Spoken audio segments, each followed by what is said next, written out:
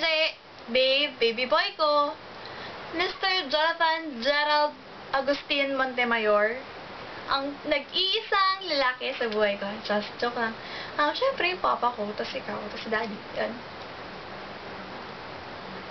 Ito na yung wish mo. Yung demand mo pala na magbigay ako ng statement sa'yo. First of all, gusto ko mag-thank you sa lahat-lahat. Thank you for always being there for me kahit nasa malayo ka na. Ang titindi ng advices mo, ramdam ko hanggang dito. Tapos feel ko talaga na love mo ko. Tapos salamat din kasi sa mga panahong kailangan ko ng kaibigan or ng higit pa sa kaibigan. Family, gano'n. Yung someone na pwede kong malapitan sa oras na may problema ako or sa mga oras naman na gusto ko ng kasiyahan. Kasiyahang nagdudulot, lalim. Yan na nagpapaligaya sa akin. Nakakalimutan ko yung problema ko. Siyempre, aside from sa Ate Sara Geronimo, ikaw na. Oo, ikaw na. Ikaw na yung sunod sa kanya. Salamat talaga kasi, diba, noon, nag-tweet ako. Dahil dun sa Twitter. Kaya ngayon, mahal na mahal ko ang Twitter. Hindi lilipas ang araw na hindi ako nag-tweet or hindi ako nag-open ng Twitter. Kasi, ang daming memories. Lahat ng kiligan moments natin na naka-private pa.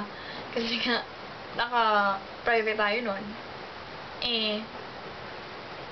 Andun lahat. Ang saya. Yung fulfillment na nararamdaman ko, maapaw. Kasi, tuwing nababasa ko yung mga messages na yun, kahit na-deleted na, di ba? Yung iba, dinelete na natin. Naka-save pa rin. Naka-screen cap sa akin, di ba? So, sa iPad. Miss na miss ko na yung baby boy ko. Miss na miss ko na yung nandyan lagi. Yung magte-text ng good morning, good afternoon, good evening, good night, happy eating, eat well, kumain ka na ba? Gusto mo sunduin kita? Puntahan kita? Drive tayo. Tapos yung kailan mo gusto mong pumunta ulit ng Charbel? Yung, tara, ikutin natin yung Charbel. Yung mga ganon.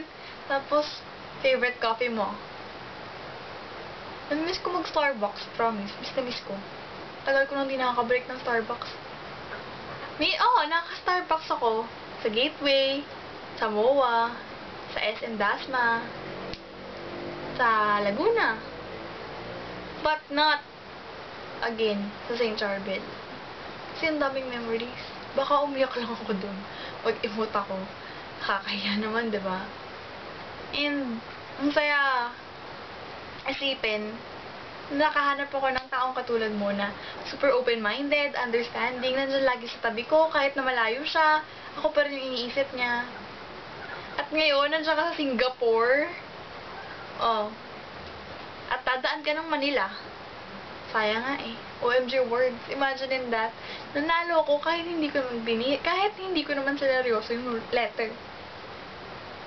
Babe, super thank you.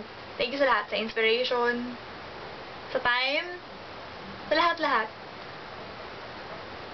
Sa mga tinuro mong bagay na para makalimutan kong problema ko. Kahit na hindi ka kagalingan. Kumanta, lagi kang nandyan. Gusto ko at nakikipag-duet sa akin, lalo na pag kinakanta natin ng Lucky. Wish ko na yun. Uwi ka dito, SKTV tayo. Thank you very much. Ingat ka dyan. Lagi mong tatandaan, mahal na mahal na mahal na mahal kita. Makakalimutan yun, ha? I love you, babe. Uwi ka na, ha? Malay mo, pag uwi mo, sagutin na kita. Malay mo lang. Malay mo. Sige, ha? Bye-bye. Love you. Ingat ka dyan. I'll expect na may statement ka rin para sa akin. Bye-bye.